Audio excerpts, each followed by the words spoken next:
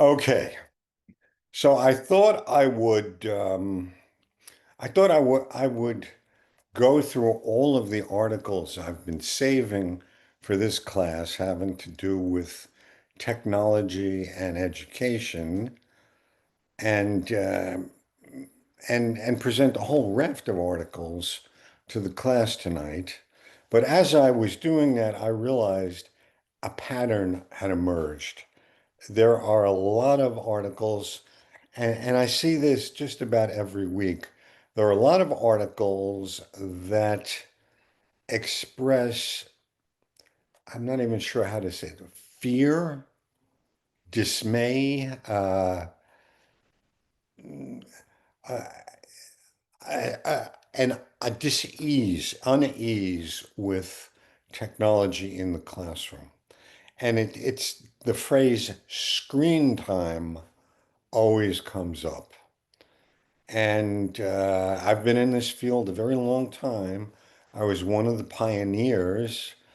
I started my involvement in the integration of technology into teaching and learning across the curriculum 30 plus years ago. And I've seen this come up every now and then. And and I just feel it would be smart to get some clarity around this, maybe push back a little bit.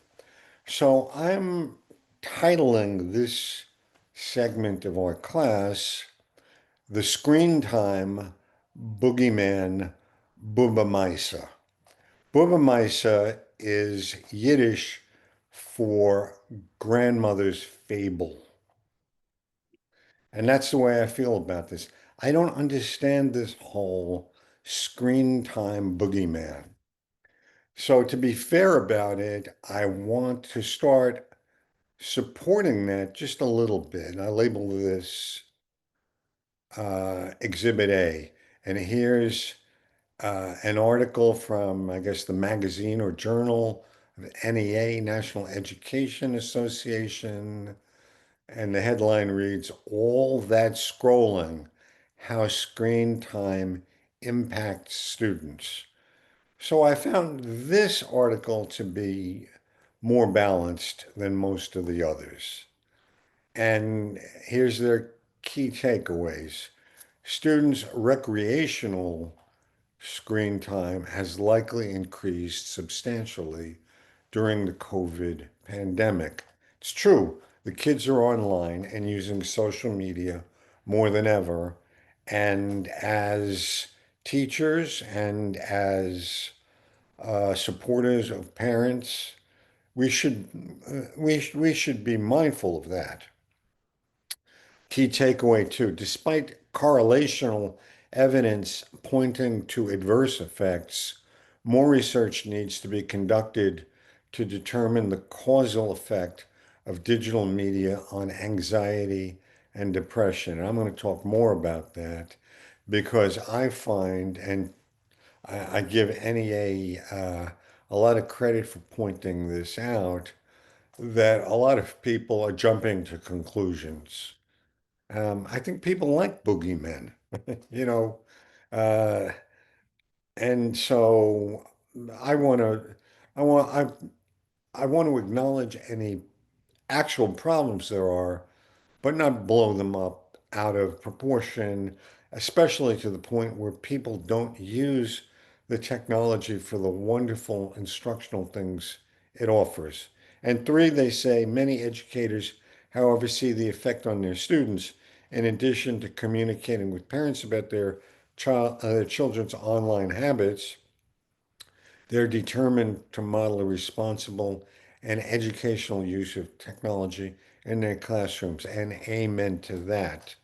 So yeah, I think we technology using educators are experts or have some good expertise to share because we're actually on the front line with this. And it kind of behooves that we're not parents, we're not caregivers per se, but we're in a support posture there. And parents often, when I was in the classroom, I was in the classroom for close to 20 years. Many times parents came to me for advice, and I took it seriously. But my takeaway from their article and the three takeaways is simply stated, when we talk about screen time and its positive impact or its negative effects, let's be clear.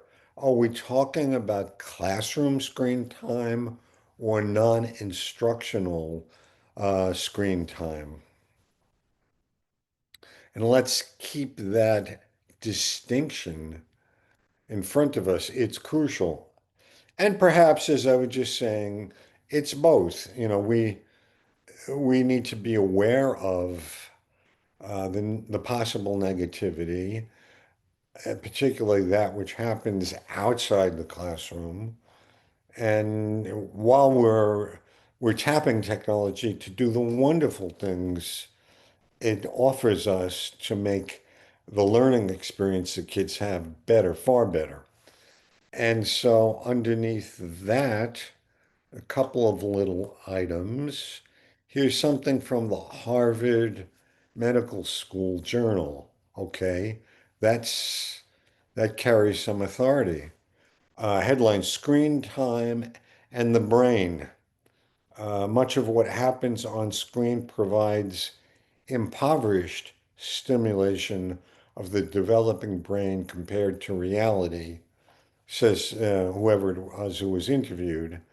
And okay, so I'm not going to argue this. When it comes to that sort of thing, uh, brain development, as an educator, I'm not an expert on that. And I clearly acknowledge that's a possibility, and I'm going to keep watching it. And similarly, I see Exhibit B, which is published by, I guess, a newsletter from the Children's Hospital of Philadelphia. How much screen time affects kids' eyes? Eye problems caused by excessive screen time, eye fatigue, dry and air, that sort of thing.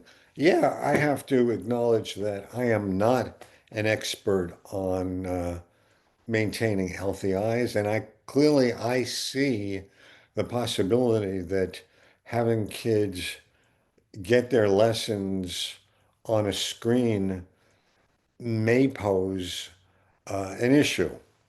Totally acknowledge that. But I'll also point out that the benefits of technology don't necessarily require each kid to be staring into their own little device screen.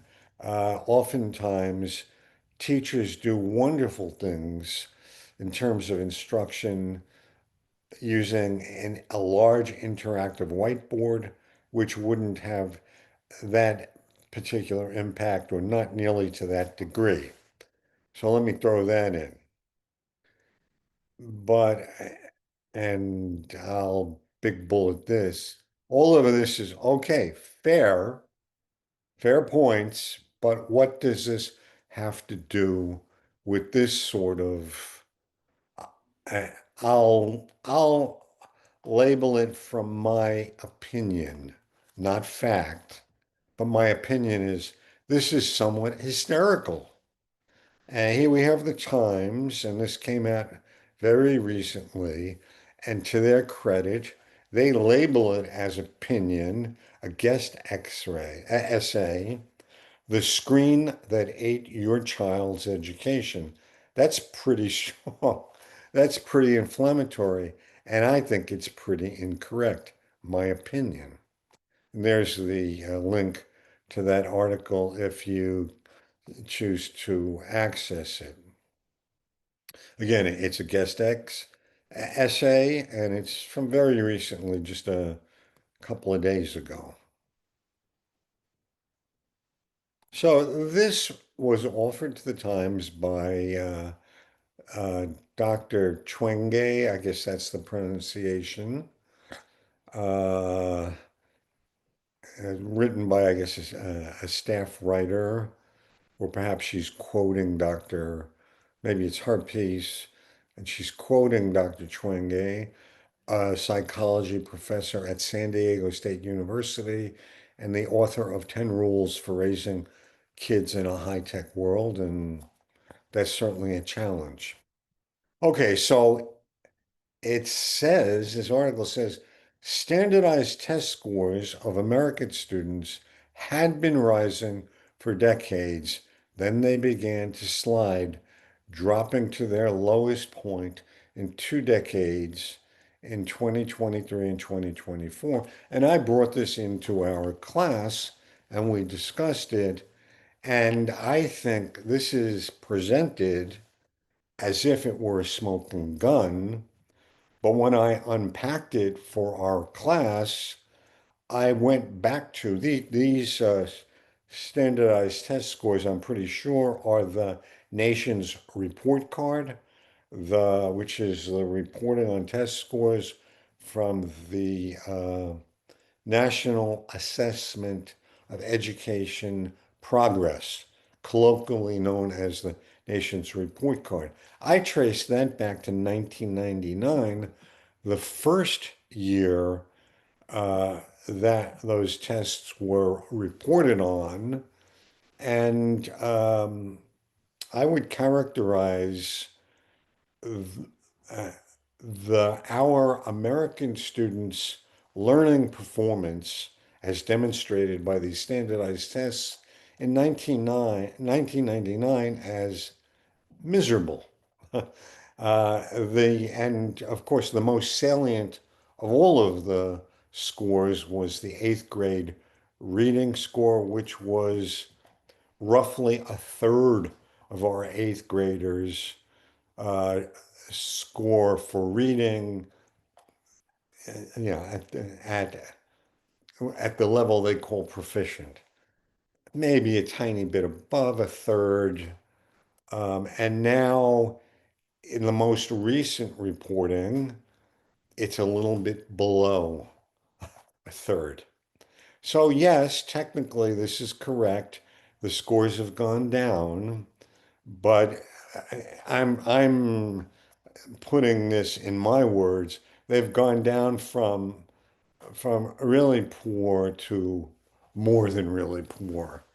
So I find the statement, if that's intended to be the smoking gun, to be misleading. And by the way, those of us in the field, I've been in the field of education over half a century, and most of my colleagues agree that these standardized tests don't measure everything that we believe kids should learn and that we teach them, and that the tests are imperfect.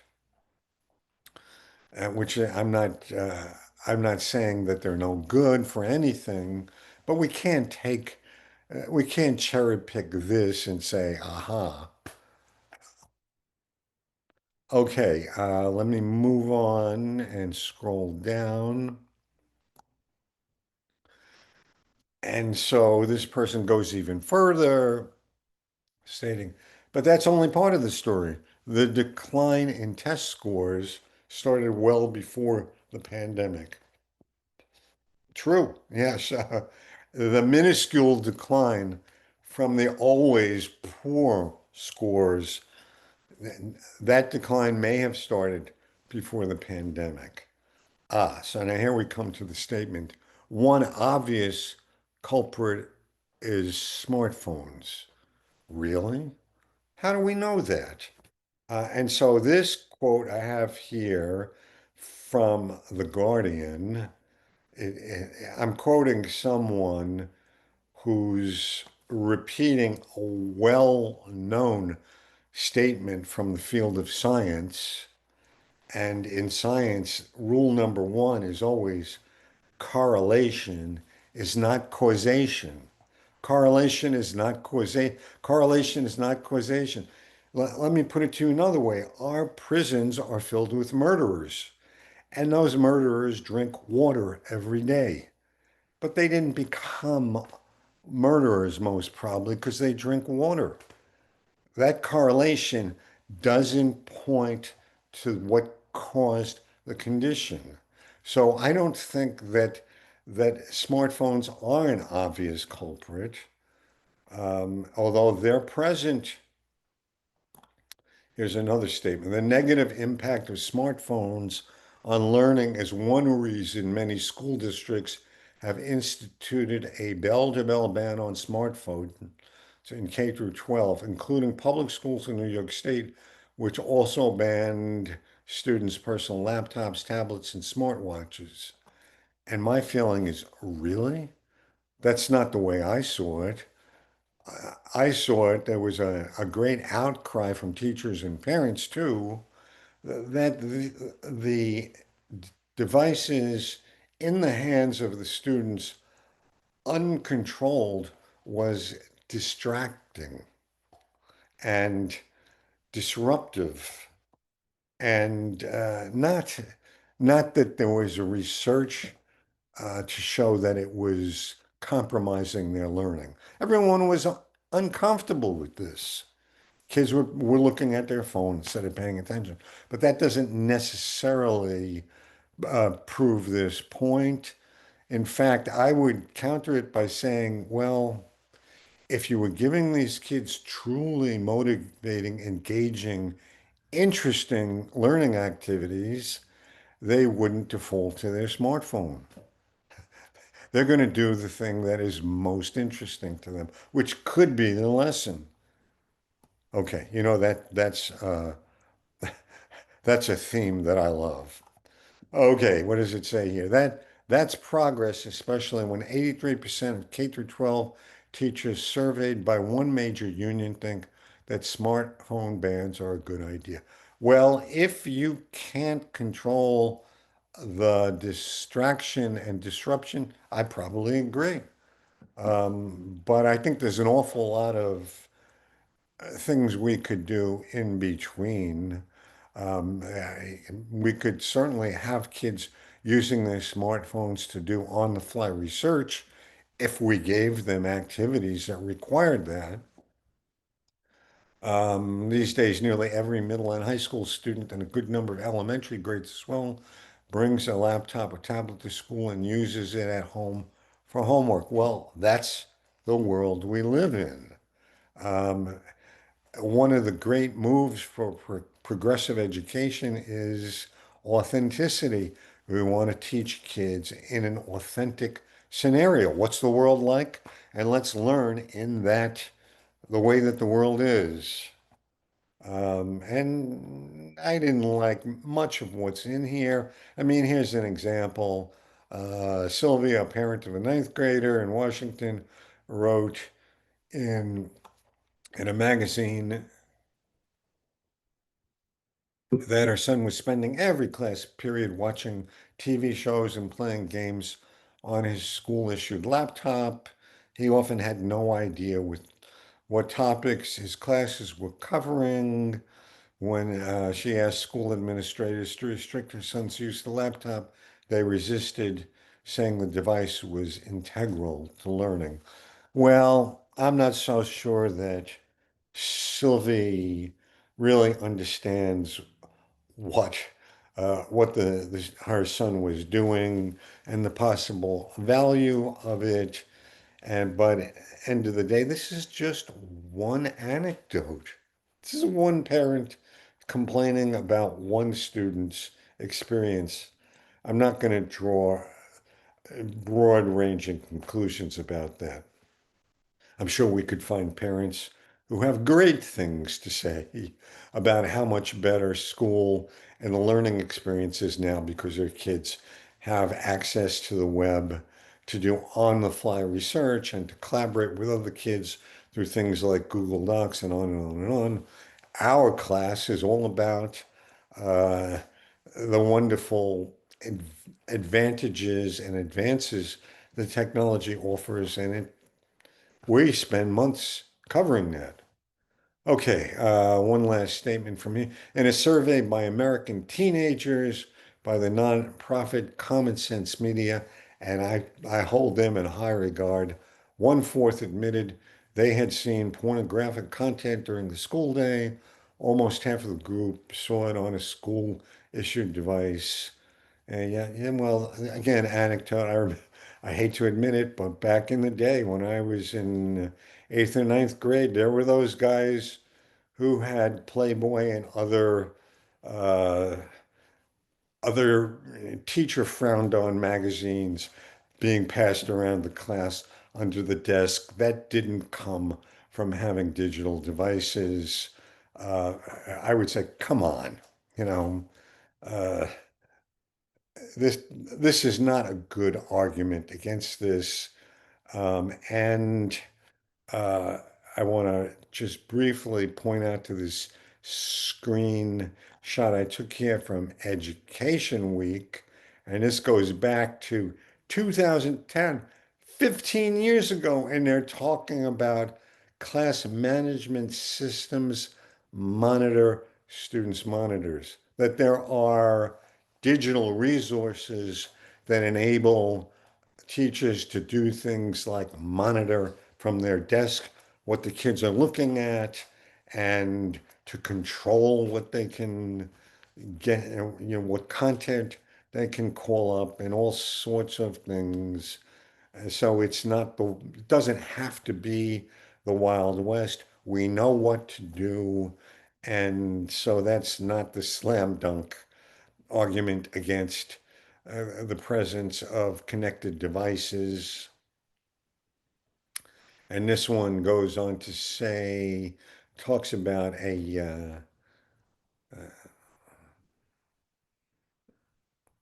yeah, teenagers around the world, a 2023 UNESCO report, and I certainly respect that as a source, concluded that too much device use can hurt academic performance, mostly because of increased distraction and engagement in non-academic activity.